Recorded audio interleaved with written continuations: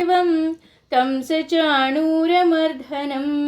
देवकी परमानन्दं कृष्णं वन्दे जगद्गुरुं श्रीकृष्णं वन्दे जगद्गुरुं.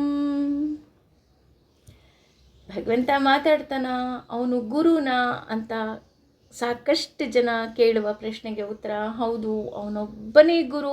ಯಾಕೆಂದರೆ ಅವನು ನಮಗೆಲ್ಲ ಎಂತಹ ಪಾಠ ಹೇಳ್ಕೊಡ್ತಾ ಇದ್ದಾನಪ್ಪ ಅಂತ ಅಂದರೆ ಜೀವನದ ರಹಸ್ಯಗಳ ಪಾಠವನ್ನು ಹೇಳ್ಕೊಡ್ತಾ ಇದ್ದಾನೆ.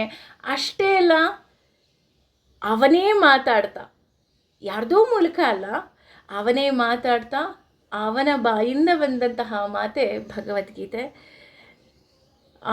ನೋಟ್ಸ್ ಮಾಡ್ತಾ ಅಥವಾ ನಾನು ತಿಳ್ಕೊಳ್ತಾ ಭಗವಂತನಿಗೆ ಇನ್ನೂ ಎಷ್ಟು ಶರಣಾಗಬೇಕಪ್ಪ. ಏಕೆಂದರೆ ಭಗವದ್ಗೀತೆಯಲ್ಲಿ ಭಗವಂತ ಮಾತನಾಡಿದ್ದಾನೆ ಅಂತ ಗೊತ್ತಾಯಿತು, ಅಥವಾ ಅರ್ಜುನನ ಮನಸ್ಥಿತಿ, ಅಂದರೆ ಅರ್ಜುನ ಅಂದ್ರೇ ಮನಸ್ಥಿತಿ, ಅವನ ಮೂಲಕ ನಮಗೆ ತಿಳುವಳಿಕೆಯನ್ನು ಕೊಡ್ತಿದ್ದಾನೆ ಅಂತ ಗೊತ್ತಾಯಿತು. ಆದರೆ 2ನೇ ಅಧ್ಯಾಯದಲ್ಲಿ ಭಗವಂತ ಶಿಷ್ಯರನ್ನಾಗಿ ಸ್ವೀಕಾರ ಮಾಡಿ, ಅಂದರೆ ಗುರು ಅಂದ್ರೇ ಕತ್ತಲೆಯನ್ನು ಓಡಿಸೋನು ಅಂತ. ಹಾಗಾಗಿ ನಮ್ಮ ಜೀವನದಲ್ಲಿರುವಂತಹ ಕತ್ತಲೆಯನ್ನು ಹೇಗೆಲ್ಲ ಓಡಿಸ್ಬೋದೋ ಆ ರೀತಿ ಭಗವಂತ ಹೆಜ್ಜೆ ಹೆಜ್ಜೆಗೆ ಹಂತವಾಗಿ ನಮಗೆ ಆ ಕತ್ತಲೆಯನ್ನು ಓಡಿಸ್ತಾ ಇದ್ದಾನೆ ಅಂದರೆ ಖಂಡಿತವಾಗ್ಲೂ ತಪ್ಪಾಗೋದಿಲ್ಲ. 40ನೇ ಶ್ಲೋಕದಲ್ಲಿ ನಾವು ತಿಳ್ಕೊಂಡ್ಬಿಟ್ವಿ, ಈ ಶಾಸ್ತ್ರಗಳು ಅಂತ ನಾವೇನಾದರೂ ತೆಗೆದುಕೊಂಡ್ರೆ ಭಗವಂತ ಹೇಳ್ತಾ ಹೋಗ್ತಾನೆ, ನಾನು ಶಾಸ್ತ್ರ ಮುಖೇನ ನಿನಗೆ ಉತ್ತರವನ್ನು ಕೊಡ್ತೀನಿ ಅಂತ. ಹಾಗಾಗಿ ಇಲ್ಲಿ ಉಪಾಯ ಅಂತ ಅಂದ್ರೇ ಮಾರ್ಗ ಅಂತ, ಅಂದರೆ ಶಾಸ್ತ್ರದಲ್ಲಿ ನಿನಗೆ ಭಗವಂತನನ್ನು ಸೇರೋದಕ್ಕೆ ಮಾರ್ಗವಿದೆ.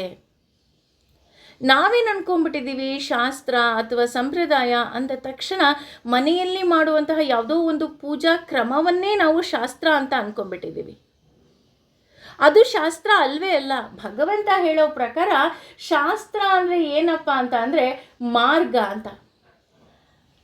ಅಂದರೆ ಈಗ ಉದಾಹರಣೆ, ಯಾವುದು ನಮಗೆ ಸಿಕ್ಕೋದಿಲ್ವೋ ಅದ್ರ ಮೇಲೆ ಒಲವು ಜಾಸ್ತಿ ಅಂತ ಹೇಳ್ತಾ ಹೋಗ್ತಾರೆ.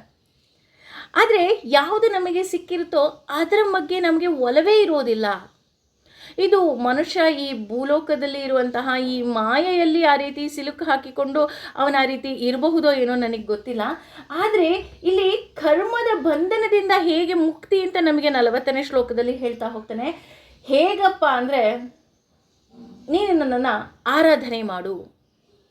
ಇದನ್ನೇ ಕೃಷ್ಣ 12ನೇ ಅಧ್ಯಾಯದಲ್ಲೂ ಹೇಳೋದು, ನನ್ನನ್ನು ಆರಾಧನೆ ಮಾಡು, ಕೃಷ್ಣನನ್ನೇ ಆರಾಧನೆ ಮಾಡು, ಬೇರೆ ಯಾರನ್ನೂ ಅಲ್ಲ, ನನ್ನನ್ನೇ ಆರಾಧನೆ ಮಾಡು ಅಂತಲೇ ಹೇಳ್ತಾ ಇದ್ದಾನೆ. ಯಾಕಪ್ಪ ಕೃಷ್ಣನನ್ನೇ ಆರಾಧನೆ ಮಾಡಬೇಕು? ಬಹಳ ಜನರ ಪ್ರಶ್ನೆ. ಅಥವಾ Krishna is nothing but Vishnu, ಅವನನ್ನೇ ಯಾಕೆ ಆರಾಧನೆ ಮಾಡಬೇಕು, ಬೇರೆಯವರನ್ನ ಯಾಕೆ ಆರಾಧನೆ ಮಾಡಬಾರ್ದು ಅಂತ ನಾವು ನೋಡಿದಾಗ ವಿಷ್ಣು ಸಹಸ್ರನಾಮದಲ್ಲಿ ಬರ್ತಾ ಹೋಗುತ್ತೆ, ಪ್ರತಿಯೊಂದು ದೇವತೆಗಳಿಗೂ ಸಹ ಅವರದೇ ಆದ ಪರಿವಾರ ಇರುತ್ತೆ, ಹಾಗೂ ಅಭಿಮಾನಿ ದೇವತೆಗಳಾಗಿರ್ತಾರೆ. ಆ ಅಭಿಮಾನಿ ದೇವತೆಗಳೆಲ್ಲ ಎಲ್ಲಿದ್ದಾರೆ ಅಂತ ನೋಡೋದಿದ್ರೆ ಅವರೆಲ್ಲ ನಮ್ಮ ದೇಹದಲ್ಲೇ ಇದ್ದಾರೆ. ಉದಾಹರಣೆ, ಜಯಂತ ಕಾಲಿನ ಅಧಿದೇವತೆ. ಜಯಂತ ಯಾರು ಅಂದರೆ ಇಂದ್ರನ ಮಗ. ಈ ರೀತಿ ದೇವತೆಗಳ ಪರಿವಾರವೇ ನಮ್ಮ ದೇಹದಲ್ಲಿ ಇದೆ. ಅವರೆಲ್ಲ ಅವರವರ ಕರ್ತವ್ಯವನ್ನು ಮಾಡ್ತಾ ಇದ್ದಾರೆ. ಅವರೆಲ್ಲರೂ ಸರಿಯಾಗಿ ಕರ್ತವ್ಯ ನಿರ್ವಹಿಸ್ತಾ ಇದ್ದಾರಾ ಅಂತ ನೋಡೋದು ಭಗವಂತ ಆತ್ಮಸ್ವರೂಪಿಯಾಗಿ ಕುಳಿತು. ಈಗ ನಾನು ಹೇಳಿದ್ನಲ್ಲ, ಮನೆಯಲ್ಲಿ ಫ್ರಿಡ್ಜ್ ಇದೆ, ವಾಷಿಂಗ್ ಮಿಷಿನ್ ಇದೆ, TV ಇದೆ, ಎಲೆಕ್ಟ್ರಿಕ್ ಗೀಸರ್ ಇದೆ, ನೀರು ಏರಿಸಲಿಕ್ಕೆ ಮೋಟರ್ ಇದೆ, ಎಲ್ಲವುದೂ ಇದೆ. ಸ್ವಿಚ್ ಹಾಕಿದ ತಕ್ಷಣ ಅದರ ಕೆಲಸ ಮಾಡುತ್ತೆ. ಯಾವಾಗ ಕೆಲಸ ಮಾಡುತ್ತೆ? ಮೇನ್ ಸ್ವಿಚ್ ಆನ್ ಮಾಡಿದಾಗ. ಅದೇ ರೀತಿಯಲ್ಲಿ ಭಗವಂತ ಹೇಳ್ತಾ ಇದ್ದಾನೆ, ನೀನು ನನ್ನನ್ನು ಆರಾಧನೆ ಮಾಡೋದ್ರಿಂದ ಉಳಿದವರೆಲ್ಲ ಕೆಲಸ ಮಾಡ್ತಾರೆ.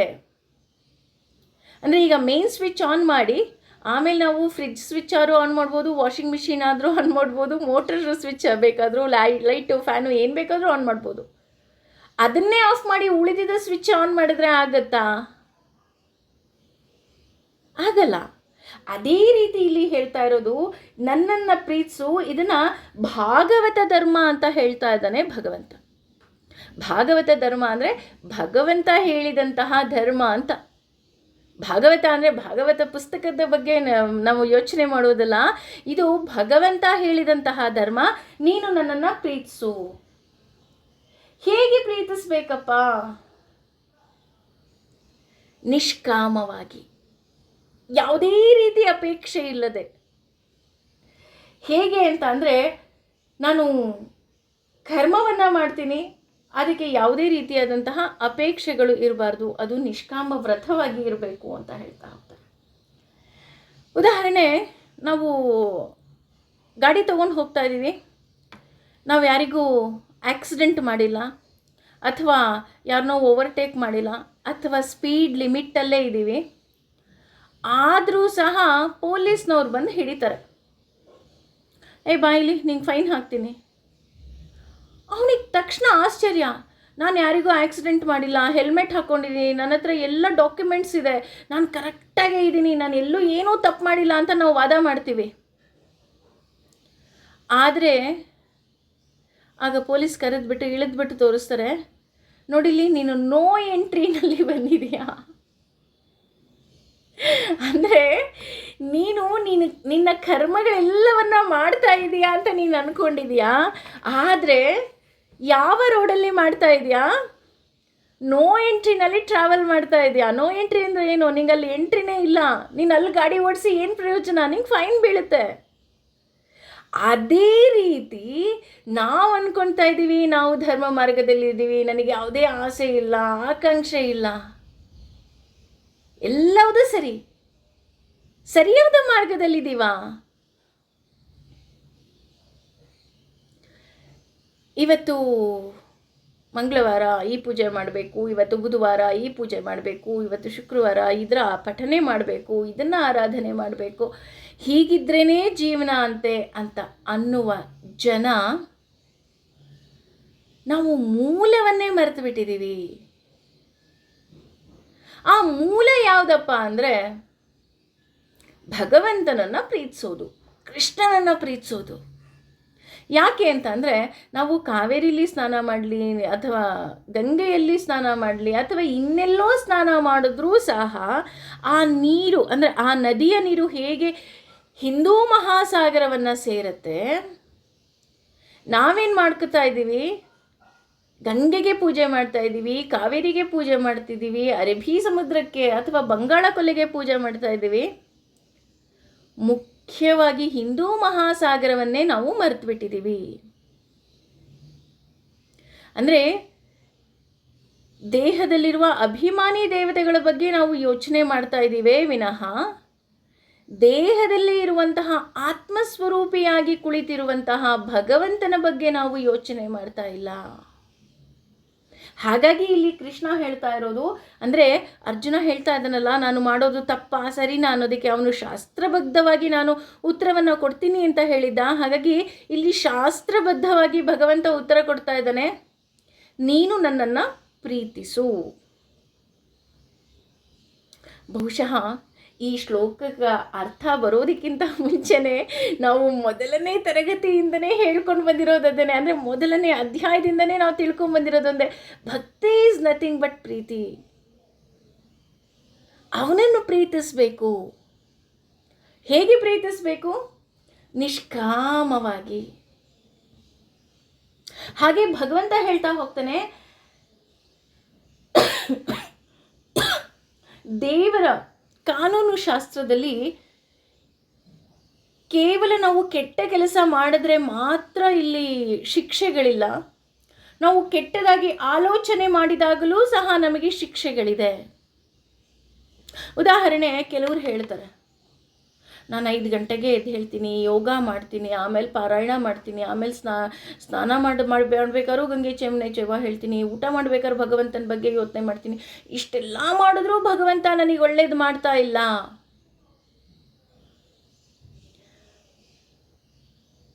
ವಿಷ್ಣು ಸಹಸ್ರನಾಮದ ಒಂದು ನಾಮದಲ್ಲಿ ಅರ್ಥ ಬರ್ತಾ ಹೋಗುತ್ತೆ. ಶುಚಿಹಿ ಅಂತ. ಆ ಶುಚಿಹಿನಲ್ಲಿ 6 ರೀತಿಯಾದಂತಹ ಶುಚಿತ್ವವನ್ನು ಹೇಳ್ತಾನೆ. ಅದರಲ್ಲಿ ಮೊದಲನೇ ಶುಚಿತ್ವವೇ ಮನಃ ಶುಚಿಹಿ ಅಂತ. ನೀನು ಅನ್ಕೊತಾ ಇದೆಯಾ, ನೀನು ಸ್ನಾನ ಮಾಡಿಬಿಟ್ಟು ಬಂದು ಪಾರಾಯಣ ಮಾಡ್ತಾ ಇದ್ದೀನಿ, ಸ್ನಾನ ಮಾಡಿಬಿಟ್ಟು ಬಂದು ಭಗವಂತನನ್ನು ನೆನಪಿಸ್ಕೊಳ್ತಾ ಇದ್ದೀನಿ ಅಂತ ಅನ್ಕೊತಾ ಇದೆಯಾ. ಆದರೆ ಯಾವತ್ತಾರು ನಿನ್ನ ಮನಸ್ಸನ್ನು ನೀನು ಶುಚಿತ್ವವಾಗಿ ಇಟ್ಕೊಂಡಿದ್ಯಾ? ಪೂಜೆ ಮಾಡ್ತಾ ಇದೆಯಾ, ಪೂಜೆ ಮಾಡ್ತಾ ಮಾಡ್ತಾ ಅವ್ರಿಗೆ ಕೆಟ್ಟದಾಗಲಿ ಇವ್ರಿಗೆ ಕೆಟ್ಟದಾಗಲಿ, ಇವರು ನನಗೆ ಕೆಟ್ಟದ್ದು ಮಾಡಿದ್ರು, ಅವ್ರು ನನಗೆ ಶಾಪ ಹಾಕಿದ್ರು, ಇವರಿಂದ ನನಗೆ ಕೆಟ್ಟದಾಯಿತು ಅಂತ ನೀನು ಬರೀ ಬೇರೆಯವರ ಬಗ್ಗೆನೇ ಯೋಚನೆ ಮಾಡ್ತಾ ಇದ್ದರೆ, ಬೇರೆಯವರ ಬಗ್ಗೆ ನೀನು ಮನಸ್ಸಿನಲ್ಲಿ ಆಲೋಚನೆ ಮಾಡ್ತಾ ಇದ್ದರೆ ನಿನಗೆ ಹೇಗೆ ಒಳ್ಳೆಯದಾಗತ್ತೆ? ಅಥವಾ ನಾನು ನಿನಗೆ ಹೇಗೆ ಒಳ್ಳೆಯದನ್ನು ಮಾಡಬೇಕು? ನಾವು ಮರ್ತೇ ಬಿಡ್ತೀವಿ. ದೇಹ ದುರ್ವಾಸನೆಯನ್ನು ಮೂಡಿಸೋದೇ ಇಲ್ಲ. ಅಪ್ಪಿತಪ್ಪಿ ಮೂಡಿಸಿದ್ರು ಸಹ, ಅದು 1 ದಿನ 2 ದಿನ ನಾವು ಸ್ನಾನ ಮಾಡಲಿಲ್ಲ ಅಂತಂದರೆ, ನಾವು ಸ್ನಾನ ಮಾಡಿದ್ರೆ ನಮ್ಮ ಬೆವರು ವಾಸನೆ ಹೋಗುತ್ತೆ, ಅಥವಾ ಕೈ ಗಂಟುಕೊಂಡಂತಹ ಕೊಳೆಗಳು ವಾಸನೆ ಹೋಗಿಬಿಡುತ್ತೆ, ಕೈ ಹೋಗುತ್ತೆ. ಆದರೆ ಯಾವಾಗ ಅಂದರೆ ಭಗವಂತ ಈ ದೇಹದಲ್ಲಿ ಇದ್ದಾಗ ಮಾತ್ರ. ಭಗವಂತ ಏನಾದರೂ ಈ ದೇಹ ಬಿಟ್ಟು ಹೋದ ಅಂದ ತಕ್ಷಣ ನಾವು ಆ ಹೆಣಕ್ಕೆ ಎಷ್ಟೇ ಸ್ನಾನ ಮಾಡಿಸ್ಲಿ, ಅದು ವಾಸನೆ ಬರೋದೇನಾದರೂ ಬಿಡುತ್ತಾ? ನಾನು ದಿನಾ ಸ್ನಾನ ಮಾಡ್ಕೊಂಡು ರೆಡಿ ಆಗ್ತೀನಿ, ಓಕೆ, ಆ ಹೆಣಕ್ಕೂ ಸಹ ನಾನು ದಿನಾ ಸ್ನಾನ ಮಾಡಿಸ್ತೀನಿ, ಅದು ವಾಸನೆ ಬರೋದಿಲ್ಲ ಅಂದರೆ ಅದು ಸಾಧ್ಯ ಆಗುತ್ತಾ? 1 ದಿನ ಇಟ್ಕೋಬೋದೇ ವಿನಃ, 2 ದಿನ ಇಟ್ಕೋಬೋದೇ ವಿನಃ, ಆಮೇಲೆ ನಮಗಲ್ಲಿ ಕೂರೋದಿಕ್ಕೂ ಆಗೋದಿಲ್ಲ. ಯಾಕೆ ವಾಸನೆ ಬರ್ತಾ ಇದೆ? ಭಗವಂತ ಆ ದೇಹದಲ್ಲಿ ಇಲ್ಲ, ಅದಕ್ಕೆ ವಾಸನೆ ಬರ್ತಾ ಇದೆ. ನನ್ನ ದೇಹದಲ್ಲಿ ಯಾವುದೇ ರೀತಿಯಾದಂತಹ ವಾಸನೆಗಳು ಬಂದರೂ ಸ್ನಾನ ಮಾಡಿದ್ರೆ, ಫ್ರೆಶ್ ಆದರೆ ನಾವು ಆ ವಾಸನೆ ಇರೋದಿಲ್ಲ. ಹಾಗಿದ್ರೆ ಈ ದೇಹವನ್ನು ಪವಿತ್ರ ಮಾಡ್ತಾ ಇರೋದು ಯಾವುದು? ಭಗವಂತ ಆತ್ಮಸ್ವರೂಪಿಯಾಗಿ ಇರೋದ್ರಿಂದ ಮಾತ್ರ ನಮ್ಮ ದೇಹ ಶುಚಿತ್ವವಾಗಿದೆ. ಹಾಗಾಗಿ ಇದನ್ನೇ ರಾಮಾಯಣದಲ್ಲೂ ಸಹ ರಾಮ ಹೇಳ್ತಾ ಹೋಗ್ತಾನೆ. ರಾಮನ ಒಂದು ನಾವು ವಿನಯ ಮೂರ್ತಿ ಅಂತ ಕರಿತೀವಿ ಅವನನ್ನು. ಅವನು ಅದೇ ಹೇಳೋದು, ಅವನಿಗೆ ಯಾರು ಎಷ್ಟೇ ದ್ರೋಹ ಮಾಡಿದ್ರು, ಯಾರು ಎಷ್ಟೇ ಅನ್ಯಾಯ ಮಾಡಿದ್ರು, ಯಾರು ಎಷ್ಟೇ ನೋವು ಕೊಟ್ಟರು ಅದನ್ನು ಅವನು ನೆನಪೇ ಇಟ್ಕೊಳ್ತಾ ಇರಲಿಲ್ವಂತೆ. ಆದರೆ ಒಂದು ಚಿಕ್ಕ ಸಹಾಯ ಮಾಡಿದ್ರೂ ಸಹ ಅವನನ್ನು ರಾಮ ಮರಿತಾ ಇರಲಿಲ್ವಂತೆ. ನಾವು ಅಷ್ಟೇ, ಇವತ್ತಿನಿಂದ ಆ ರಾಮನನ್ನು ನಾವು ಆರಾಧನೆ ಮಾಡ್ತೀವಿ, ಜೈ ಶ್ರೀರಾಮ್ ಅಂತ ಹೇಳ್ತೀವಿ, ನಾನು ರಾಮನ ಹಾಗೆ ನಡಿತೀನಿ ಅಂತ ಅಂದರೆ ಅರ್ಥ ನೀನು ಎಲ್ಲರನ್ನ ಕ್ಷಮಿಸುವ ಮನಸ್ಥಿತಿ ನಿನಗೆ ಇರಬೇಕು ಅಂತಾನೆ ವಿನಃ ನೀನು ಕೂಗುವಂಥ ಅರ್ಥ ಅಲ್ಲ. ನೀನು ಕೂಗ್ತಾ ಇದೆಯಾ ಜೈ ಶ್ರೀರಾಮ್ ಅಂತ, ಹಾಗಿದ್ರೆ ಮನಸ್ಸಲ್ಲಿ ಆ ರಾಮನನ್ನು ಸ್ಥಾಪನೆ ಮಾಡ್ಕೋ, ರಾಮನ ಗುಣವನ್ನು ಅಳವಡಿಸ್ಕೋ. ಹೇಗೆ? ಎಲ್ಲರನ್ನ ಕ್ಷಮಿಸುತ್ತಾ ನಿನಗೆ ಯಾರು ಒಂದು ಚಿಕ್ಕ ಸಹಾಯ ಮಾಡಿದರೋ ಅವರನ್ನು ಮರೆಯದೆ ನೀನು ಇರು ಅನ್ನೋ ಅರ್ಥ. ಅದನ್ನೇ ಇಲ್ಲೂ ಹೇಳ್ತಾ ಇರೋದು. ಇನ್ನೂ ಒಂದು ಉದಾಹರಣೆ ಕೊಡಬೇಕು ಅಂತ ಅಂದರೆ,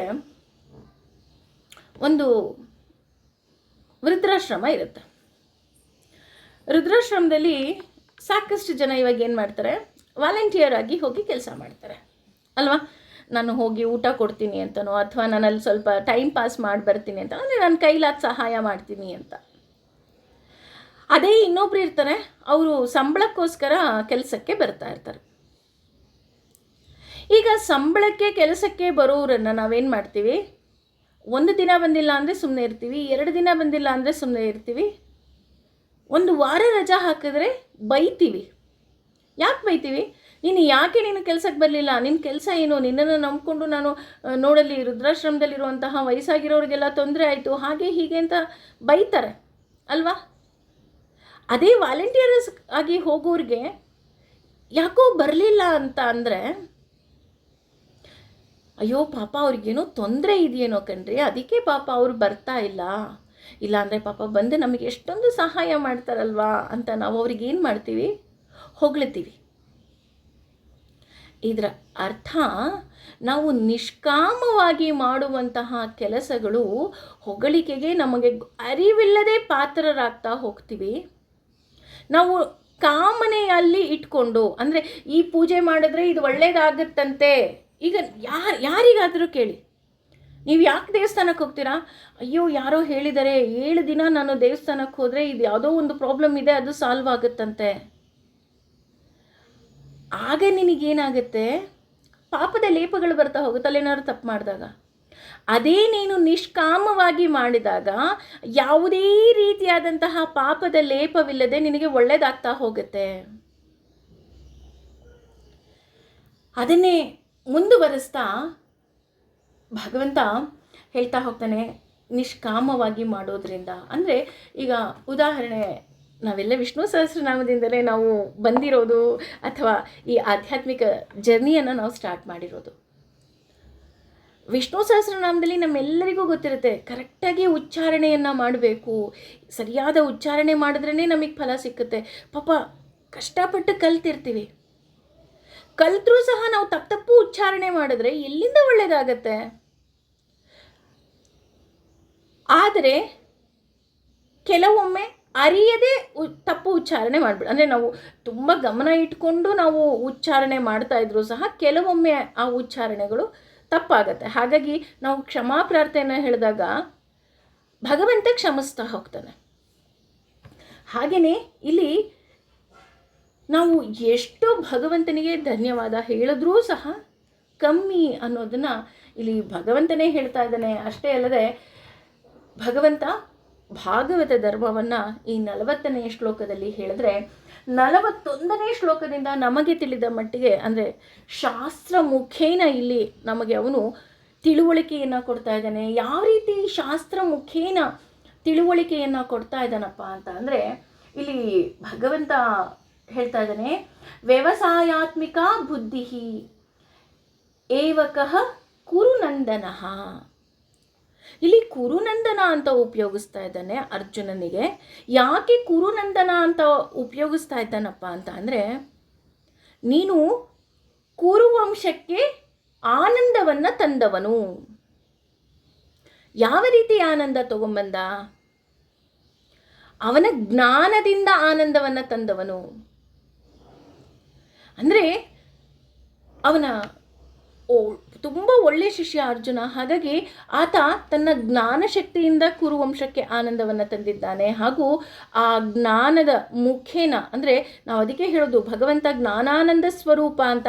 ಆ ಜ್ಞಾನದ ಅಂಶ ಅರ್ಜುನನಲ್ಲಿ ಇದ್ದಾಗ ಮಾತ್ರ ಅವನು ಆ ಕುರುವಂಶಕ್ಕೆ ಆನಂದವನ್ನು ತರ್ತಾ ಹೋಗ್ತಾನೆ.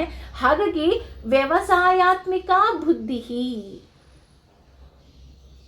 ಇಲ್ಲಿ ವ್ಯವಸಾಯಾತ್ಮಿಕ ಬುದ್ಧಿ ಅಂದರೆ ಅರ್ಥ ಏನಪ್ಪ ಅಂತ ಅಂದರೆ, ನೀನು ಗೊಂದಲಕ್ಕೆ ಒಳಗಾಗಬೇಡ. ಯಾಕೆ ಇಲ್ಲಿ ಗೊಂದಲಕ್ಕೆ ಒಳಗಾಗಬೇಡ?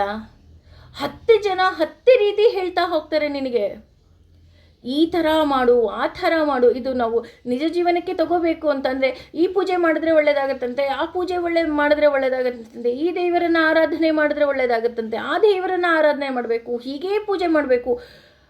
ಪಾಪ ಹೆಂಗಸರು ಪೂಜೆ ಪುನಸ್ಕಾರ ಅಂದರೆ ಭಯದಲ್ಲಿ ಪೂಜೆ ಮಾಡೋದಕ್ಕೆ ಶುರು ಮಾಡಿದ್ದಾರೆ ವಿನಃ ಪ್ರೀತಿಯಲ್ಲಿ ಪೂಜೆ ಮಾಡೋದು ಮರ್ತೇ ಬಿಟ್ಟಿದ್ದಾರೆ ಅಲ್ವಾ? ಉದಾಹರಣೆ, ನಿನ್ನಲ್ಲಿ ಪ್ರೀತಿ ಇದ್ದಾಗ, ಅಯ್ಯೋ ನನ್ನ ಭಗವಂತನಿಗೆ ಎಷ್ಟೊಂದು ಇಷ್ಟನಪ್ಪ ಅಂತ ಏನು ಬೇಕಾದ್ರೂ ನೈವೇದ್ಯವನ್ನು ಮಾಡ್ತೀರಾ, ಏನು ಬೇಕಾದ್ರೂ ಅದಕ್ಕೆ ಪ್ರಿಪ್ರೇಷನನ್ನು ಮಾಡ್ಕೊತೀರಾ. ಭಯ ಇದ್ದಾಗ ಏನಾಗೋಗುತ್ತೆ, ಕೈಕಾಲೆಲ್ಲ ನಡ್ಗೋದಕ್ಕೆ ಶುರು ಆಗತ್ತೆ.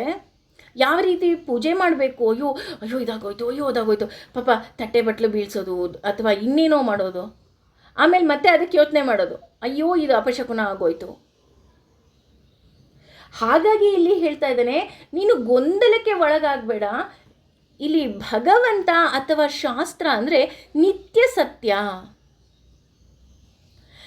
ಇದರ ಯೋಗದ ಅರ್ಥವೇ ಬಂದು ಸಾಂಖ್ಯ ಯೋಗ. ಅಂದರೆ ಸಾಂಖ್ಯ ಅಂದರೆ ಒಂದು ಅರ್ಥದಲ್ಲಿ ಗಣಿತಬದ್ಧ ಅಂತ ಹೇಳ್ಬೋದು, ಅಥವಾ ಸಂಖ್ಯೆಗಳು ಅಂತ ಅನ್ಕೋಬಹುದು. ಹೇಗೆ ಗಣಿತದಲ್ಲಿ ನಾವು ಸ್ಟೆಪ್ ಬೈ ಸ್ಟೆಪ್ 2 + 2 ಎಷ್ಟು ಅಂತ ಕೇಳಿದ್ರೆ ಎಲ್ಲರೂ ಹೇಳ್ತೀರಾ 4 ಅಂತ. ಕೆಲವರು 1 2 ಗೀಟ್ ಹಾಕ್ಕೊಂಡು ಪ್ಲಸ್ 1 2 ಗೀಟ್ ಹಾಕ್ಕೊಂಡು 1 2 3 4 ಅಂತ ಮತ್ತೆ ಗೀಟ್ ಹಾಕಿ 4 ಅಂತ LKG UKGನಲ್ಲಿ ಹೇಳ್ಕೊಟ್ರೆ, ಅಬಾಕಸ್ ಸ್ಟೂಡೆಂಟ್ಸು ಅಬಾಕಸ್ ಇನ್ಸ್ಟ್ರೂಮೆಂಟ್ನ ಯೂಸ್ ಮಾಡಿಕೊಂಡು 4 ಅಂತ ಆನ್ಸರ್ ಹೇಳ್ತಾರೆ. ಕೆಲವರು ಬುದ್ಧಿ ಇರೋರು ಎಡಗೈಯಲ್ಲಿ 2 ಬೆಟ್ಟು ಬಲಗೈಯಲ್ಲಿ 2 ಬೆಟ್ಟು ಇಟ್ಕೊಂಡು ಎಸ್ 4 ಆಯಿತು ಅಂತ ಹೇಳಿದ್ರೆ, ಕೆಲವರು ಮನಸ್ಸಿನಲ್ಲೇ ಯೋಚನೆ ಮಾಡಿ 4 ಅಂತ ಹೇಳ್ತಾರೆ ಅಲ್ವಾ. ಆದರೆ ಯಾರು ಹೇಗೆ ಹೇಳಿದ್ರೂ ಸಹಿತ ಉತ್ತರ ಎಷ್ಟು ಬಂತು? 4 ಬಂತು. ಇಲ್ಲೆಲ್ಲಾದರೂ 4 ಅನ್ನೋ ಸಂಖ್ಯೆಯಲ್ಲೇನಾದರೂ ಬದಲಾಯ್ತಾ? ಬದಲಾಗಲೇ ಇಲ್ಲ. ಆದರೆ ಅಪ್ಪಿತಪ್ಪಿ ಸಂಖ್ಯೆ ಬದಲಾಗೋಯ್ತು ಅಂದರೆ ಅರ್ಥ ಏನು? ನೀನು ತಪ್ಪು ಮಾಡಿದ್ಯಾ ಲೆಕ್ಕನ ಅಂತ. ನೋಡು, ಇಲ್ಲ 2 2 4 ಆಗುತ್ತೆ, ನೀನಿಲ್ಲಿ ಕೌಂಟ್ ಮಾಡ್ಬೇಕಾರೇನೋ ತಪ್ಪು ಮಾಡಿದ್ಯಾ. 1 2 3 ಆದಮೇಲೆ 4 ಬರುತ್ತೆ. LKG UKG ಮಕ್ಳಿಗೆ ನಾವು ಹೇಳ್ಕೊಡ್ತೀವಲ್ವಾ, 1 2 3. ಕೆಲವೊಂದು ಸಲ ಮಕ್ಕಳು 4ನ ನುಂಗ್ಬಿಟ್ಟು 5ಕ್ಕೆ ಹೋಗ್ಬಿಡುತ್ತೆ. ಆಗ ಇಲ್ಲ ಪುಟ, 3 ಆದಮೇಲೆ 4 ಬರುತ್ತೆ. 2 + 2 = 4. ಅದು ಎಲ್ಲೂ ಸಹ ಚೇಂಜ್ ಆಗೋದಿಲ್ಲ. ಯಾವ ಭಾಷೆ ತೊಗೊಂಡ್ರೂ ಚೇಂಜ್ ಆಗೋದಿಲ್ಲ, ಯಾವ ಪದ್ಧತಿಯಲ್ಲಿ ಮಾಡಿದ್ರೂ ಅದು ಚೇಂಜ್ ಆಗೋದಿಲ್ಲ. ಹಾಗೆಯೇ ಇಲ್ಲಿ ಭಗವಂತ ನಿತ್ಯ ಸತ್ಯನಾಗಿದ್ದಾನೆ. ಅವನನ್ನು ನೀನು ಹೇಗೇ ಮಾಡಿದ್ರೂ ಸಹ ಅವನು ಹಾಗೇ ಇದ್ದಾನೆ. ಅಂದರೆ ಸತ್ಯ ಅಂದ್ರೂ ಸಹ ಭಗವಂತ ಅಂತಲೇ ನಾವು ವಿಷ್ಣು ಸಹಸ್ರನಾಮದಲ್ಲಿ ತಿಳ್ಕೊಂಡ್ಬಿಟ್ಟಿದ್ದೀವಿ. ಅದರ ಜೊತೆ ವೇದಗಳ ಮೂಲ ಅಂದರೆ ಸತ್ಯಗಳ ಮೂಲ ಯಾವುದಪ್ಪ ಅಂದರೆ ವೇದಗಳು. ಆ ವೇದಗಳು ಹೇಗೆ ಅಂತ ಅಂದರೆ, ನಾವು ಅನ್ಕೊತಾ ಇದ್ದೀವಿ ನಾನು ಭಗವಂತನ ಹಿಂದೆ ಹೋಗಬೇಕೇ ವಿನಃ ಭಗವಂತ ನನ್ನ ಹಿಂದೆ ಬರಬಾರದು. ಈಗ ನಾನು ವೇದ ಏನು ಹೇಳ್ತಾ ಇದೆ, ವೇದ ಏನು ತಿಳಿಸ್ತಾ ಇದೆ ಅಂತ ನಾನು ತಿಳ್ಕೋಬೇಕಾದ್ರೆ ನಾನು ಆ ವೇದಗಳ ಹಿಂದೆ ಓಡಬೇಕು. ಯಾವುದು ಸರಿ ಯಾವುದು ತಪ್ಪು, ಸಾಕಷ್ಟು ತರಗತಿಯನ್ನು ಅಟೆಂಡ್ ಮಾಡಬೇಕು, ಸಾಕಷ್ಟು ರಿಸರ್ಚನ್ನ ನಾವು ಮಾಡಬೇಕಾಗುತ್ತೆ, ಸಾಕಷ್ಟು ಪುಸ್ತಕವನ್ನು ಓದಬೇಕಾಗತ್ತೆ. ಯಾಕೆ ಓದಬೇಕು? ನೀನು ಭಗವಂತನನ್ನು ತಿಳ್ಕೋಬೇಕೇ ವಿನಃ ಭಗವಂತ ಬಂದು ಹೇಳೋದಿಲ್ಲ, ನೋಡು ನಾನು ಹೀಗಿದ್ದೀನಿ ನೀನು ಹೀಗೇ ತಿಳ್ಕೊ ಅಂತ. ಆದರೆ ಭಗವಂತ ಏನು ಮಾಡಿದ್ದಾನೆ, ನಮಗೆ ವೇದಗಳ ಮೂಲಕ ಹೇಳಿದ್ದಾನೆ ನಾನು ಹೀಗೇ ಇದ್ದೀನಿ. 4 ವೇದದ ಸಾರಗಳು ಹೇಳೋದು ಭಗವಂತ ಹೀಗೆ ಇದ್ದಾನೆ, ಭಗವಂತನನ್ನು ಪ್ರೀತಿಸು ಅಂತಲೇ ಹೇಳ್ತಾ ಇದೆಯಾ ವಿನಃ, ಅಥವಾ ಭಗವಂತ ಜ್ಞಾನ ಸ್ವರೂಪಿಯಾಗಿ ಹಯಗ್ರೀವ ಅವತಾರದಲ್ಲಿ ಅಥವಾ ವೇದವ್ಯಾಸರ ಅವತಾರದಲ್ಲಿ ಬಂದು ನಮಗೆ ವೇದವನ್ನು ಕೊಟ್ಟು ನಾನು ಹೀಗೇ ಇದ್ದೀನಿ ಅಂತ ಹೇಳ್ತಾ ಇದ್ದಾನೆ. ಹಾಗೆಯೇ ಇಲ್ಲಿ ಇನ್ನೊಂದು 41ನೇ ಶ್ಲೋಕದ 2ನೇ ಸಾಲಿನಲ್ಲಿ ಬರುತ್ತೆ, ಬಹುಶಾಖಾಹ. ಬಹುಶಾಖಾಹ ಅಂದರೆ ಅರ್ಥ ಏನು? ನೀನು ಜ್ಞಾನವನ್ನು ತಿಳಿಬೇಕು ಅಂದಾಗ ಒಬ್ಬೊಬ್ಬರು ಒಂದೊಂದು ರೀತಿ ಮಾತಾಡ್ತಾ ಹೋಗ್ತಾರೆ ಅಲ್ವಾ. ನೀವು ಭಗವದ್ಗೀತೆ ಕ್ಲಾಸಿಗೆ ಬರಲಿ ಅಥವಾ ಯಾವುದೋ ಒಂದು ಭಗವಂತನ ತರಗತಿಗೆ ನೀವು ಹೋದಾಗ ಒಬ್ಬೊಬ್ಬರು ಒಂದು ರೀತಿ ಹೇಳ್ತಾ ಹೋಗ್ತಾರೆ. ಹಾಗಿದ್ರೆ ಯಾವುದು ಸರಿ? ನಾನು ಹೇಳಿದ ಸರಿನಾ, ಇನ್ನೊಬ್ರು ಹೇಳಿದ ಸರಿನಾ, ಮತ್ತೊಬ್ರು ಹೇಳಿದ ಸರಿನಾ? ಅದಕ್ಕೆ ಇಲ್ಲಿ ಭಗವಂತ ಹೇಳ್ತಾ ಇದ್ದಾನೆ, ಯಾವುದು ಸರಿ ಅಂತ ನೀನೇ ವಿಶ್ಲೇಷಿಸು. ನಾನೇ ಸರಿ ಅಂತ ನಾನಿಲ್ಲಿ ಹೇಳ್ತಾ ಇಲ್ಲ, ನಾನು ಹೇಳಿದ್ದನ್ನು ನಿನ್ನ ಜೀವನದಲ್ಲಿ ನಿನ್ನ ಮುಖೇನ ನೀನು ವಿಶ್ಲೇಷಿಸು. ಸರಿ ಇದೆಯಾ ತಪ್ಪಿದೆಯಾ? ಇನ್ನೂ ಉದಾಹರಣೆ ಹೇಳಬೇಕು ಅಂದರೆ, ನಾವು ಭಗವಂತನನ್ನು ತಿಳಿಬೇಕು ಅಂದಾಗ ನಮ್ಮೆಲ್ಲರಿಗೂ ಗೊತ್ತಿರೋ ಹಾಗೆ 3 ಅದ್ವೈತಗಳು ಬರ್ತಾ ಹೋಗುತ್ತೆ, ದ್ವೈತ, ಅದ್ವೈತ ಹಾಗೂ ವಿಶಿಷ್ಟಾದ್ವೈತ. ದ್ವೈತ ಪದ್ಧತಿಯಲ್ಲಿ ಒಂದು ರೀತಿ ಹೇಳಿದ್ರೆ ವಿಶಿಷ್ಟಾದ್ವೈತದಲ್ಲಿ ಒಂದು ರೀತಿ ಹೇಳ್ತಾ ಇರ್ತಾರೆ, ಅದ್ವೈತದಲ್ಲಿ ಒಂದು ರೀತಿ ಭಗವಂತನನ್ನು ಹೇಳ್ತಾ ಹೋದರೆ, ಹಾಗಿದ್ರೆ ಯಾವುದು ಸರಿ ಅಂತ ನಾವು ನೋಡೋದಾದರೆ ಅದೆಲ್ಲವುದು ಬಹುಶಾಖಾಹ ಅಷ್ಟೆ. ಜೋಗ್ ಜಲಪಾತದ ಮುಂದೆ ನಾವು ನಿಂತಾಗ ಒಂದೊಂದು ಅದು ಏನು ನೀರು ಬೀಳುತ್ತೆ ಅದನ್ನು ನೋಡ್ತಾ ಇದ್ದೀವಿ. ರಾಜ ರಾಣಿ, ರೂರಲ್, ರಾಕೆಟ್ ಅಂತ ಬೇರೆ ಬೇರೆ ಇದೆ ಅಂತ. ಆದರೆ ನಾವು ಮರಿತಾ ಇದ್ದೀವಿ, ಹಿಂದೆ ಇದ್ದಿದ್ದು ಅದೇ ಶರಾವತಿ ನದಿ. ಆ ರಾಜ ರಾಣಿ ರೂರಲ್ ರಾಕೆಟ್ ಮೂಲಕ ಧುಮುಕಿದ ಮೇಲೂ ಆಗಿರೋದು ಶರಾವತಿ ನದಿಯೇ. ಆ ನದಿಯಲ್ಲೇನಾದರೂ ಬೇರೆ ಆಯಿತಾ? ಇಲ್ಲ, ಅದೇ ನದಿ, ಆದರೆ ಕವಲಾಗಿ ಹರಿಯಿತು ಅಷ್ಟೆ. ಹಾಗೆಯೇ ಇಲ್ಲಿ ಬಹುಶಾಖಾಹ ಅಂದಾಗ ಒಬ್ಬೊಬ್ಬರು ಒಂದು ರೀತಿ ಹೇಳಿದರೂ ಸಹ ಭಗವಂತನನ್ನು ಇಲ್ಲಿ ಎಲ್ಲರೂ ಹೇಳ್ತಾ ಇರೋದು ಭಗವಂತನ ಬಗ್ಗೆನೇ. ಹಾಗಾಗಿ ನೀನು ಮೊದಲು ಅದನ್ನು ತಿಳಿ. ಹೇಗೆ ಅಂತ ಅಂದರೆ, ನಾನು ಆಗಲೇ ಹೇಳ್ದಲ್ಲ, ನಾನು ಕಾವೇರಿಗೆ ಪೂಜೆ ಮಾಡ್ತಾ ಇದ್ದೀನಿ, ಗಂಗೆಗೆ ಪೂಜೆ ಮಾಡ್ತಾ ಇದ್ದೀನಿ.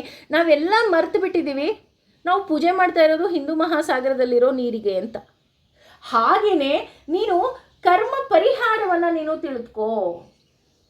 ಇಲ್ಲಿ ಯಾಕೆ ಕರ್ಮ ಪರಿಹಾರವನ್ನು ತಿಳ್ಕೊ ಅಂತ ಹೇಳ್ತಿದ್ದಾನಪ್ಪ ಭಗವಂತ ಅಂತ ಅಂದರೆ, ನಾವು ಕರ್ಮ ಪರಿಹಾರವನ್ನು ತಿಳಿದಾಗ ಯಾವುದು ಸ್ವರ್ಗಕ್ಕೆ ದಾರಿ ಅಂತ ನಮಗೆ ಗೊತ್ತಾಗ್ತಾ ಹೋಗುತ್ತೆ.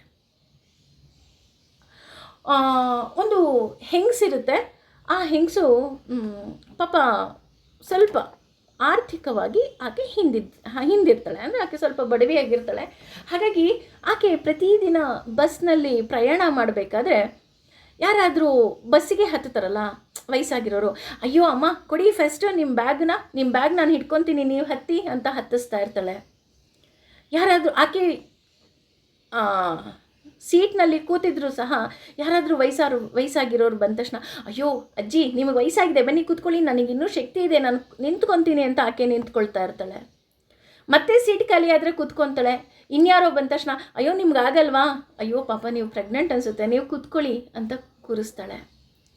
ಹಾಗೆ ಆಕೆಯ ಸ್ಟಾಪ್ ಬಂದು ಇಳಿದಾಗ ಆಕೆ ಜೊತೆ ಯಾರಾದರೂ ವಯಸ್ಸಾಗಿರೋರು ಬಂದರೆ, ಕೊಡಿ ನಿಮ್ಮ ಲಗೇಜ್ನ ಇಟ್ಕೊತೀನಿ, ನಿಮ್ಮ ಮನೆಗೆ ನಾನು ಬಿಟ್ಬಿಟ್ಟು ಹೋಗ್ತೀನಿ ಅಂತ ಈ ರೀತಿ ತನ್ನ ಕೈಯಲ್ಲಿ ಆದಂತಹ ಚಿಕ್ಕ ಚಿಕ್ಕ ಚಿಕ್ಕ ಚಿಕ್ಕ ಸಹಾಯವನ್ನು ಮಾಡ್ತಾ ಇರ್ತಾಳೆ.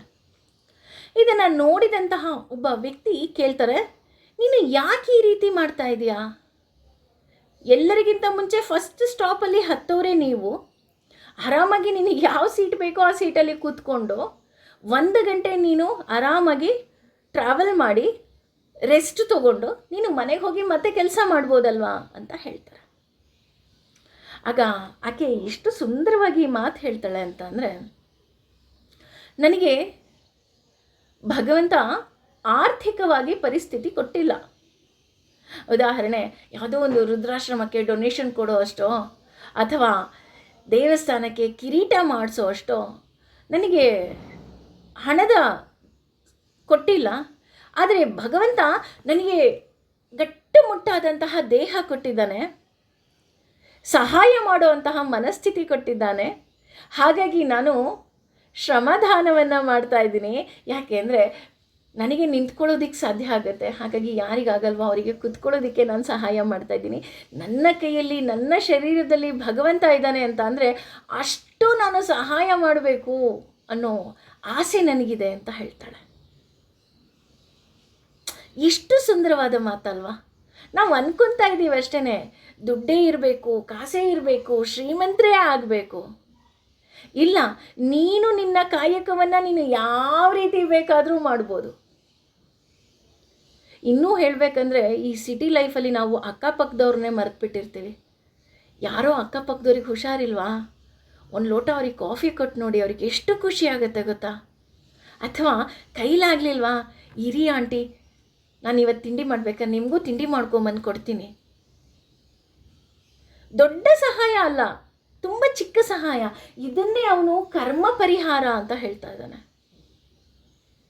ನಾವು ಕರ್ಮದ ಮುಖೇನ ನಮ್ಮ ಹಳೆಯ ಜನ್ಮದ ಪಾಪಗಳನ್ನು ನಾವು ಪರಿಹಾರ ಮಾಡ್ಕೋಬಹುದು.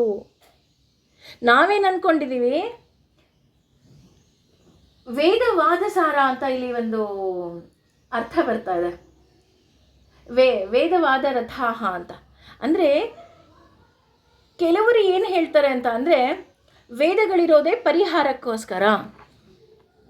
ನೀನು ಈ ಶ್ಲೋಕವನ್ನು ಹೇಳೋದ್ರಿಂದ ನಿನಗೆ ಪರಿಹಾರ ಸಿಕ್ಕತ್ತೆ, ಅಥವಾ ಈ ಪೂಜೆ ಮಾಡೋದ್ರಿಂದ ನಿನಗೆ ಪರಿಹಾರ ಸಿಕ್ಕತ್ತೆ, ಅಥವಾ ಈ ದೇವರಿಗೆ ಇಷ್ಟು ನೀನು ಹರಕೆ ಕೊಡೋದ್ರಿಂದ ಪರಿಹಾರ ಸಿಕ್ಕತ್ತೆ.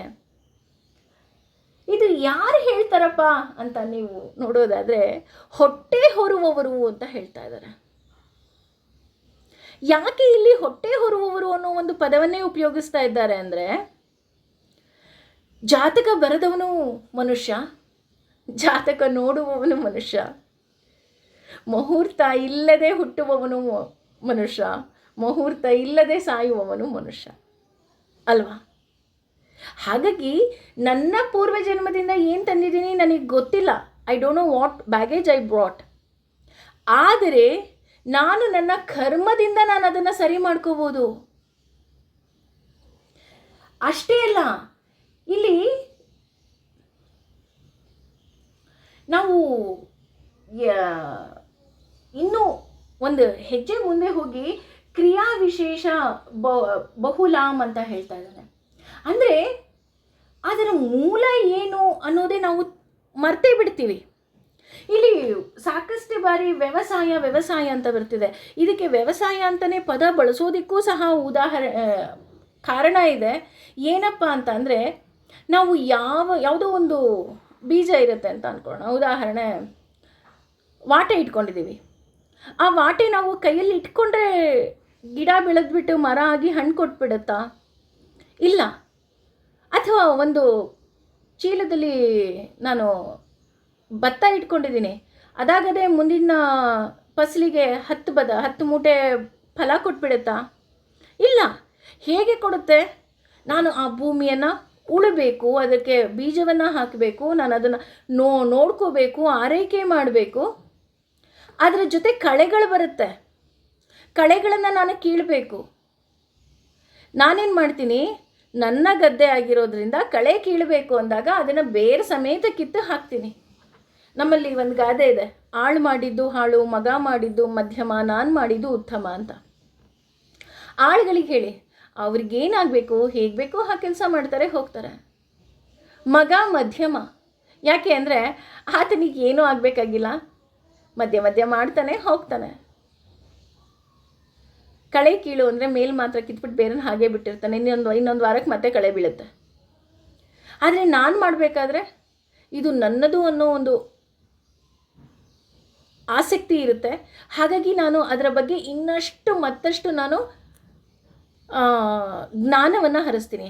ಇದು ಕಳೆನಾ, ಇದನ್ನು ಕೀಳಬೇಕಾ, ಇದು ಬೆಳೆನಾ, ಅಥವಾ ಯಾವಾಗ ನಾನು ಗೊಬ್ಬರ ಹಾಕಬೇಕು, ಯಾವಾಗ ನೀರು ಬಿಡಬೇಕು, ಆ ರೀತಿ ನಾನು ಯೋಚನೆ ಮಾಡ್ತಾ ಹೋಗಬೇಕು. ಹಾಗೆಯೇ ಇಲ್ಲಿ ಯಾರು ಏನು ಹೇಳ್ತಾರೆ, ಯಾರು ಯಾಕೆ ಹೇಳ್ತಾರೆ ಅಂತ ನಾನು ನಿಧಾನವಾಗಿ ಯೋಚನೆ ಮಾಡ್ತಾ ಹೋಗಬೇಕು. ಎಲ್ಲರೂ ಮಾಡ್ತಾ ಇರೋದು ಯಾಕೆ?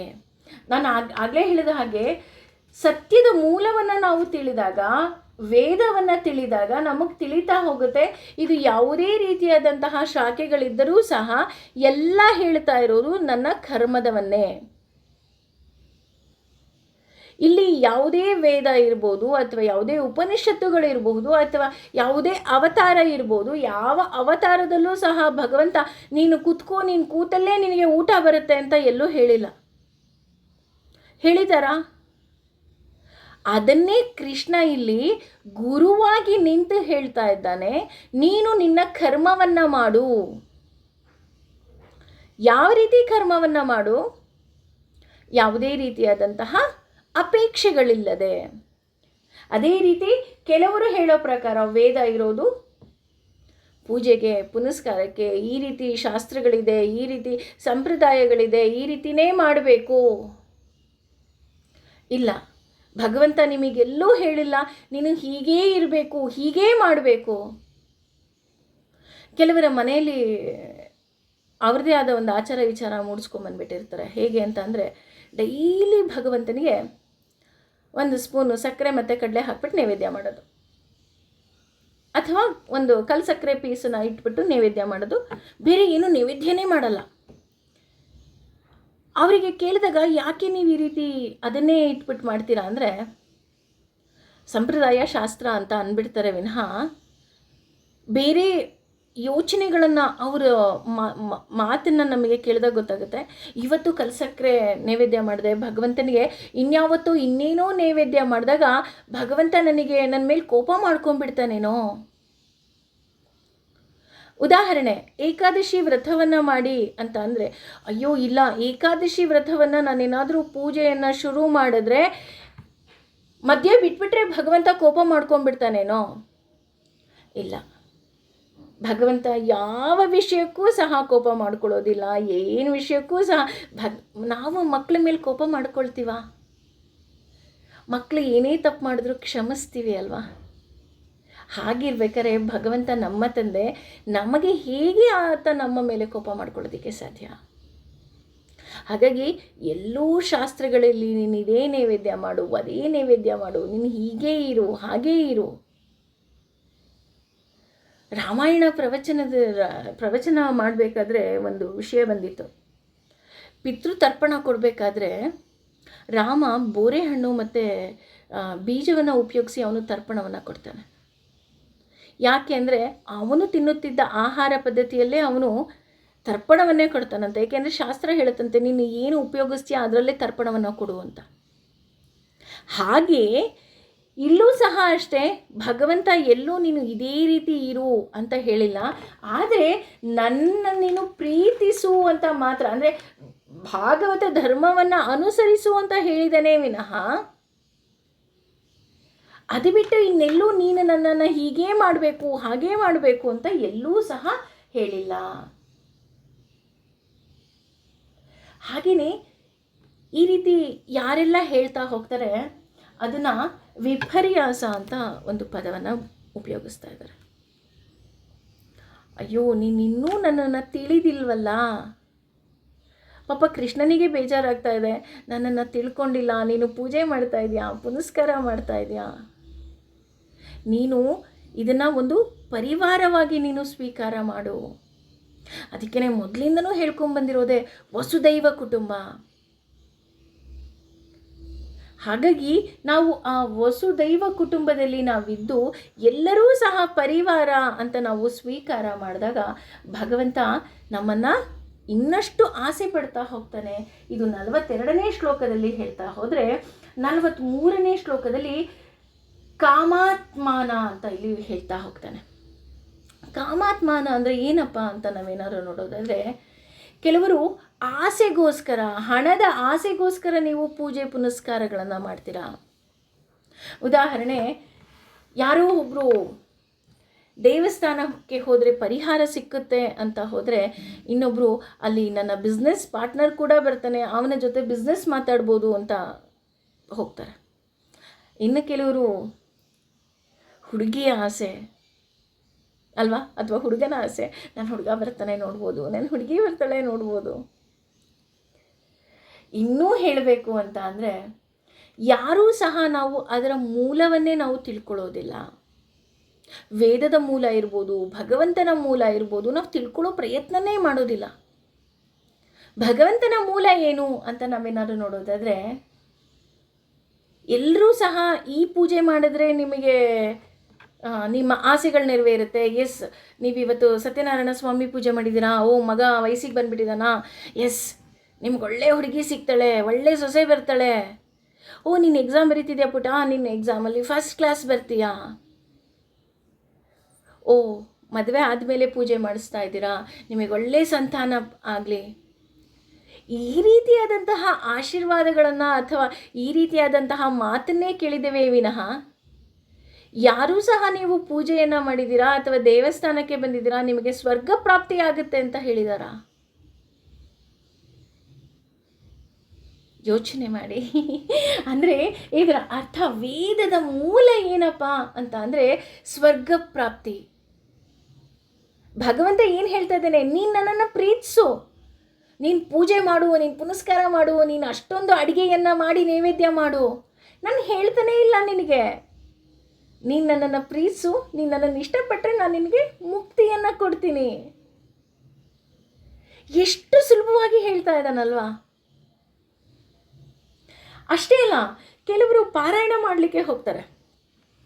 ಕ್ಷಮೆ ಇರಲಿ ಎಲ್ಲರಿಗೂ, ಏಕೆಂದರೆ ಇಲ್ಲಿರೋರೆಲ್ಲರೂ ಪಾರಾಯಣಕ್ಕೆ ಹೋಗ್ತೀರಾ. ಪಾರಾಯಣಕ್ಕೆ ಹೋಗಬೇಕಾದ್ರೆ, ಪಾರಾಯಣವನ್ನು ಮಾಡಬೇಕಾದ್ರೆ ನಾವು ನಮ್ಮ ಇಂಟೆನ್ಷನ್ ಏನಿರುತ್ತೆ ಅಂದರೆ, ಇದೇ ಕಲರ್ ಸೀರೆ ಉಟ್ಕೊಂಡು ಹೋಗಬೇಕು, ಇದೇ ರೀತಿ ಡ್ರೆಸ್ಸಪ್ ಆಗಿ ಹೋಗಬೇಕು, ಇಷ್ಟು ಒಡವೆ ಹಾಕ್ಕೊಂಡು ಹೋಗಬೇಕು, ಪಾರಾಯಣಕ್ಕೆ ಹೋದಾಗ ನನಗೆ ಇವರೆಲ್ಲ ಸಿಗ್ತಾರೆ, ಮಾತಾಡ್ಬೋದು.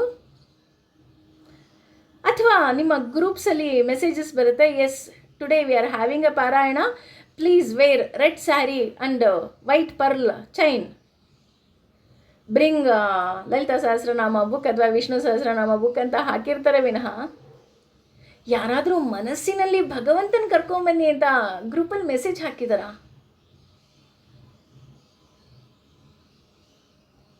ಅಲ್ವಾ?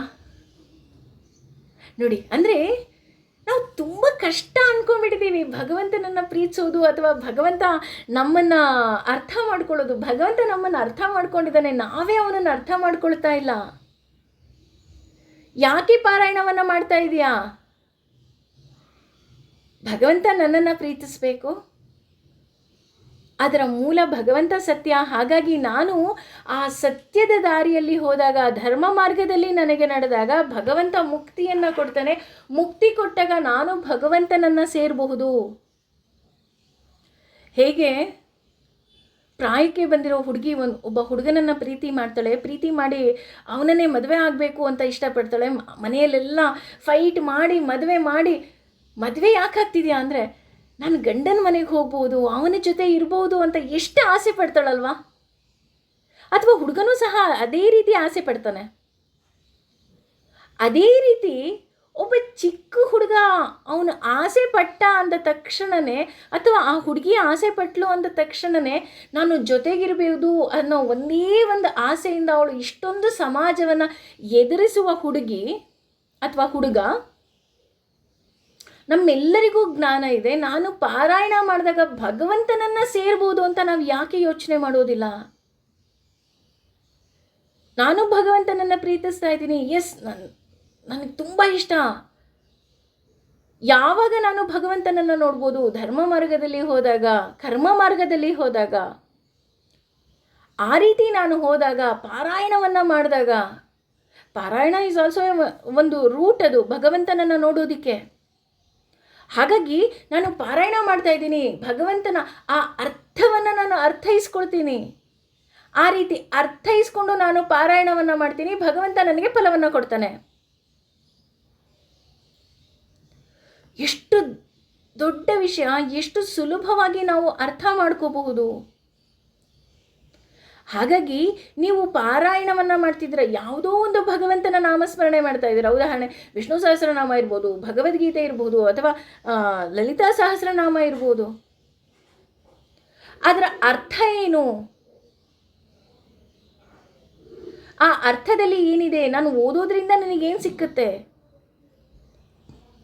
ವಿಷ್ಣು ಸಹಸ್ರನಾಮದಲ್ಲಿ ಹೇಳ್ತಾ ಹೋಗ್ತಾನೆ ಭಗವಂತ, ವೃಷಾಖ ಪಿರಮೇ ಆತ್ಮ, ನೀನು ನನ್ನನ್ನು ಆರಾಧಿಸು, ನಾನು ನಿನಗೆ ಅಭೀಷ್ಟಗಳ ಮಳೆಯನ್ನೇ ಸುರಿಸ್ತೀನಿ ಅಂತ ಹೇಳ್ತಾನೆ ಅಲ್ವಾ? ಸಾಕ್ಷಿಯಾಗಿ ನಿಲ್ತಾನೆ ಭಗವಂತ. ಸಾಕ್ಷಿ ಅಂತ ವಿಷ್ಣು ಸಹಸ್ರನಾಮದಲ್ಲಿ ಬಂದ ತಕ್ಷಣ, ಭಗವಂತ ನೀನು ನನ್ನ ಪಕ್ಕ ಇದೆಯಾ, ನಾನು ಓದೋದನ್ನು ಕೇಳ್ತಾ ಇದೆಯಾ? ಈ ರೀತಿಯಾದಂತಹ ಮನಸ್ಥಿತಿ ಬಂದು ನಾವು ಭಗವಂತನನ್ನು ಪೂಜೆ ಮಾಡಬೇಕೇ ವಿನಃ, ಆರಾಧನೆ ಮಾಡಬೇಕೇ ವಿನಃ, ಅದು ಬಿಟ್ಟು ನಾನು ಇನ್ಯಾರೋ ಹೇಳಿದ್ರು ಮತ್ಯಾರೋ ಹೇಳಿದ್ರು ಅಂತ ಇದು ಯಾವುದೂ ಸಹ ವೇದದಲ್ಲಿ ಹೇಳಿಲ್ಲ. ಇದನ್ನು ನೀನು ಅರ್ಥ ಮಾಡ್ಕೋ. ನೋಡಿ, ಕೃಷ್ಣ ಕೇವಲ ಅರ್ಜುನನಿಗೆ ಹೇಳ್ತಿಲ್ಲ, ಅರ್ಜುನನ ಮುಖೇನ ನಮಗೆ ಹೇಳ್ತಾ ಇದ್ದಾನೆ. ಹಾಗಂತ ನನಗೆ ಸಾವೇ ಬರೋದಿಲ್ವಾ ಅಂತ ನಾವೇನಾದರೂ ಕೇಳೋದಾದರೆ, ಇಲ್ಲ, ಹುಟ್ಟು ಸಾವಿನ ಮೂಲ, ಸಾವು ಹುಟ್ಟಿನ ಮೂಲ. ಈ ಹುಟ್ಟು ಸಾವಿನ ಬಂಧನದಲ್ಲೇ ನೀನು ಇರ್ತೀಯ. ಹಾಗಾಗಿ ನೀನು ನಿನ್ನ ಕರ್ಮವನ್ನು ಮಾಡಿದಾಗ ನಿನ್ನ ಕರ್ಮಫಲ ಒಳಿತಾಗಿ ಸಿಕ್ಕುತ್ತೆ ನಿಮಗೆ ಅಂತ ಇಲ್ಲಿ ಹೇಳ್ತಾ ಇದ್ದಾನೆ. ಹಾಗೆ 44ನೇ ಶ್ಲೋಕಕ್ಕೆ ಹೋದಾಗ ಭೋಗೈಶ್ವರ್ಯ ಪ್ರಸಾತ್ಮಕಂ ಅಂತ ಹೇಳ್ತಾ ಹೋಗ್ತಾರೆ. ಅಂದರೆ ನಾವು ಯಾವಾಗಲೂ ಸಹ ನಾವು ಏನನ್ನು ಬಯಸ್ತೀವೋ ಅದನ್ನೇ ಹೇಳ್ತಾ ಹೋಗ್ತೀವಿ. ಯಾಕೆ ಇಲ್ಲಿ ಬಯಸದ್ದನ್ನೇ ಹೇಳ್ತಾ ಇದ್ದೀವಿ ಅಂದರೆ, XYZ ಯಾರೋ ಹೇಳಿದ್ರು ಇದನ್ನು ಮಾಡಿದ್ರೆ ಮದುವೆ ಆಗುತ್ತಂತೆ, ಇದನ್ನು ಮಾಡಿದ್ರೆ ಮನೆ ಸಿಕ್ಕುತ್ತಂತೆ. ಅಂದರೆ ಅವರ ತಲೆಯಲ್ಲಿದೆ, ನೀನು ಇದನ್ನು ಮಾಡಿದಾಗ ಇದು ಸಿಕ್ಕುತ್ತೆ ಅಂತ ಅದನ್ನೇ ಹೇಳ್ತಾ ಇದ್ದಾರೆ. ಯಾರಿಗೆ ಮುಕ್ತಿಯ ಬಗ್ಗೆ ಆಸೆ ಇರುತ್ತೋ ಅವರು ಹೇಳ್ತಾ ಹೋಗ್ತಾರೆ, ನೀನು ಭಗವಂತನನ್ನು ಪ್ರೀತಿಸಿದಾಗ ನಿನಗೆ ಮುಕ್ತಿ ಸಿಕ್ಕುತ್ತೆ ಅಂತಲೇ ವಿನಃ, ಯಾವ ದೇವಸ್ಥಾನಕ್ಕೆ ಹೋದರೂ, ಯಾವ ಪ್ರವಚನವನ್ನು ಕೇಳಿದ್ರೂ ಸಹ ನಿಮಗೆ ಮುಕ್ತಿಯ ಬಗ್ಗೆ, ಅಂದರೆ ಅವರು ಯಾವ ರೀತಿಯಾದಂತಹ ವಿಶ್ಲೇಷಣೆಯನ್ನು ಮಾಡಿರ್ತಾರೆ, ಅಥವಾ ಅವರು ಯಾವ ರೀತಿಯಾದಂತಹ ಬಯಕೆಗಳಿಟ್ಕೊಂಡಿರ್ತಾರೆ, ಅದೇ ರೀತಿಯಾದಂತಹ ಬಯಕೆಗಳನ್ನು ಹೇಳ್ತಾರೆ ಅಂತ ಇಲ್ಲಿ ಕೃಷ್ಣ ಹೇಳ್ತಾ ಇದ್ದಾನೆ. ಯಾಕೆ ಇಲ್ಲಿ ಕೃಷ್ಣ ಈ ರೀತಿ ಹೇಳ್ತಾ ಇದ್ದಾನೆ ಅಂತ ಅಂದರೆ, 41ನೇ ಶ್ಲೋಕದಲ್ಲಿ ಹೇಳ್ತಾ ಇದ್ದಾನಲ್ವಾ, ಬುದ್ಧಿ ಅಂತ ಉಪಯೋಗಿಸ್ತಾ ಇದ್ದಾನೆ ಭಗವಂತ. ವ್ಯವಸಾಯಾತ್ಮಿಕ ಬುದ್ಧಿ ಅಂದರೆ ನೀನು ಇಲ್ಲಿ ನಿನ್ನ ಬುದ್ಧಿಯನ್ನು ಉಪಯೋಗಿಸು. ನಿನ್ನ ಬುದ್ಧಿ ಉಪಯೋಗಿಸು ಅಂತ ಯಾಕೆ ಹೇಳ್ತಾ ಇದ್ದಾನೆ? ವೇದಗಳು ಏನು ಹೇಳ್ತಿದೆ ಅಂತ ನೀನು ತಿಳ್ಕೊ. ಯಾವ ವೇದದಲ್ಲೂ ನೀನು ಇದೇ ರೀತಿ ನೀನು ಇರಬೇಕು ಅಂತ ನಾನು ಹೇಳೇ ಇಲ್ಲ, ಇದೇ ರೀತಿ ಪೂಜೆ ಮಾಡಬೇಕು ಅಂತ ನಾನು ಹೇಳೇ ಇಲ್ಲ. ನನ್ನನ್ನು ಪ್ರೀತಿಸಿದ್ರೆ ಸಾಕು, ನಾನು ನಿನಗೆ ದೊರಕ್ತಾ ಇದ್ದೀನಿ. ನೀನು ಪಾರಾಯಣವನ್ನು ಮಾಡ್ತಾ ಇದೆಯಾ, ಅದರ ಅರ್ಥವನ್ನು ತಿಳ್ಕೊಂಡು ನೀನು ಪಾರಾಯಣವನ್ನು ಮಾಡು. ಯಾಕೆ ಅರ್ಥ ತಿಳ್ಕೊಂಡು ಪಾರಾಯಣವನ್ನು ಮಾಡು? ಆ ಅರ್ಥ ನಿನ್ನ ಜೀವನದಲ್ಲಿ ಇನ್ನಷ್ಟು ಮತ್ತಷ್ಟು ಶಕ್ತಿಯನ್ನು ಕೊಡ್ತಾ ಹೋಗುತ್ತೆ. ವಿಷ್ಣು ಸಹಸ್ರನಾಮ ಓದಬೇಕಾದ್ರೆ, ಅದರಲ್ಲೂ ಕೊನೆಯ ಶ್ಲೋಕವನ್ನು ಓದಬೇಕಾದ್ರೆ, ಶಂಖಬೃನ್ನಂದಕಿ ಚಕ್ರಿ ಶಾಂಗಧನ್ವಾ ಗದಾಧರ ರಥಾಂಗಪಾಣಿ ರಕ್ಷೋಭ್ಯ ಸರ್ವಪ್ರಹರಣಾಯುಧ ಅಂತ ನಾವು ಓದಬೇಕಾದ್ರೆ ಮೈ ಒಂದ್ಸಲ ಜುಮ್ ಅನ್ಬೇಕು. ಯಾಕೆ ಅಂದರೆ ಭಗವಂತ ನನ್ನ ಹಿಂದೆ ಅಷ್ಟು ಆಯುಧಗಳನ್ನು ಇಟ್ಕೊಂಡು ನಿಂತಿದ್ದಾನೆ. ಯಾಕೆ ಅಂದರೆ ನನಗೆ ಯಾವುದೇ ರೀತಿಯಾದಂತಹ ದುಷ್ಟ ಶಕ್ತಿಗಳು ಬಂದರೆ ಅವನು ನನ್ನನ್ನು ಕಾಪಾಡ್ತಾ ಇದ್ದಾನೆ ಅಂತ. ಅಷ್ಟೇ ಅಲ್ಲ, ವನಮಾಲಿ ಗದಿ ಶಾರ್ಂಗಿ ಓದ್ಬೇಕಾದ್ರೆ ನಾವು ತಿಳ್ಕೊಬೇಕು, ಎಸ್ ಆತ ನನಗೆ ಕವಚವಾಗಿ ನಿಂತಿದ್ದಾನೆ ಅಂತ. ಅದು ಬಿಟ್ಟು ನೀನು ಬಾಯಿಗೆ ಬಂದಿದ್ದೆ ಸ್ಪೆಲ್ಲಿಂಗ್ಸ್ ಎಲ್ಲ ತಪ್ಪು ಮಾಡಿಕೊಂಡು ಹೇಳಿ ಅಥವಾ ಇನ್ನೊಂದು ತಪ್ಪಾಗಿ ಹೇಳಿ ಪ್ರಯೋಜನ ಎಲ್ಲಿಂದ ಬರುತ್ತೆ? ಅದಕ್ಕೆ ಇಲ್ಲಿ ಹೇಳಿರೋದು, ಯಾರು ಹೇಳಿದ್ದು ಕೇಳಬೇಡ. ಇದರ ಅರ್ಥ ನಾನಿಲ್ಲಿ ಹೇಳಿದ್ದನ್ನು ನೀವು ಖಂಡಿತ ಕೇಳಬೇಡಿ. ಯಾಕೆ ಅಂತ ಅಂದರೆ ನಿಮ್ಮ ಬುದ್ಧಿಗೆ ನೀವು ಚುರುಕನ್ನು ಕೊಡಿ ಅಲ್ವಾ? ಅಂದರೆ ನಾನು ಹೇಳಿದ್ದು ಸರಿನೋ ತಪ್ಪೋ, ನೀವು ನಿಮ್ಮ ಬುದ್ಧಿಯ ಮುಖೇನ ನೀವು ಯೋಚನೆ ಮಾಡಬೇಕು ಅಂತ ಕೃಷ್ಣ ಯಾರ ಮಾತನ್ನು ಕೇಳಬೇಡ ಅಂತ ಹೇಳ್ತಾ ಇದ್ದಾನೆ. ಹಾಗೆಯೇ ಈ 44ನೇ ಶ್ಲೋಕದಲ್ಲೂ ಅಷ್ಟೇ ನೋಡಿ, ವ್ಯವಸಾಯಾತ್ಮಿಕ ಬುದ್ಧಿ ಸಮಾಧೌನ ವಿಧೀಯತೆ. ಇಲ್ಲಿ ಏನು 41ನೇ ಶ್ಲೋಕದಲ್ಲಿ ಮೊದಲನೇ ಪದ ಉಪಯೋಗಿಸ್ತಾ ಅದೇ ಪದವನ್ನು ಇಲ್ಲಿ 44ನೇ ಶ್ಲೋಕದಲ್ಲೂ ಉಪಯೋಗಿಸ್ತಾ ಇದ್ದಾನೆ ಕೃಷ್ಣ. ನೀನು ಅದನ್ನು ಸಮನಾಗಿ ನಿನ್ನ ಸಮ ಬುದ್ಧಿಯಲ್ಲಿ ಯೋಚನೆ ಮಾಡು. ಹಾಗಾಗಿ ಹೆಂಗಸರೆಲ್ಲ ಒಮ್ಮೆ ಯೋಚನೆ ಮಾಡ್ತಾ ಇರಬೇಕು, ಯೋಚನೆ ಮಾಡಬೇಕು. ನೀವು ಈ ಜಾತಕವನ್ನು ತೋರಿಸೋದು ಅಥವಾ ಯಾವುದೋ ಪೂಜೆ ಪುನಸ್ಕಾರಗಳ ಬಗ್ಗೆ ಹೇಳಿದ್ರೆ ಅಥವಾ ಹೋಮ ಹವನಗಳ ಬಗ್ಗೆ ಹೇಳಿದ್ರೆ ಇದು ಸಿಕ್ಕುತ್ತೆ ಅದು ಸಿಕ್ಕುತ್ತೆ ಅಂದರೆ ಹೌದಾ ಅಂತ ನಿಮ್ಮ ಬುದ್ಧಿಗೆ ಒಮ್ಮೆ ಪ್ರಶ್ನೆಯನ್ನು ಹಾಕಿ. ಇಲ್ಲೂ ಸಹ ಕೃಷ್ಣ ಅದನ್ನೇ ಹೇಳ್ತಾ ಇರೋದು, ಶಾಸ್ತ್ರಗಳು ಈ ರೀತಿ ಹೇಳ್ತಾ ಇದೆ ಅರ್ಜುನ. ಹಾಗಾಗಿ ನೀನು ನಿನ್ನ ಬುದ್ಧಿಗೆ ಕೊಟ್ಟು ನೀನು ಯೋಚನೆಯನ್ನು ಮಾಡು ಅಂತ ಹೇಳ್ತಾ ಇದ್ದಾನೆ. ಮುಂದಿನ ಶ್ಲೋಕದ ಅರ್ಥ ನಾಳೆ ತಿಳ್ಕೊಳ್ಳೋಣ. Thank you.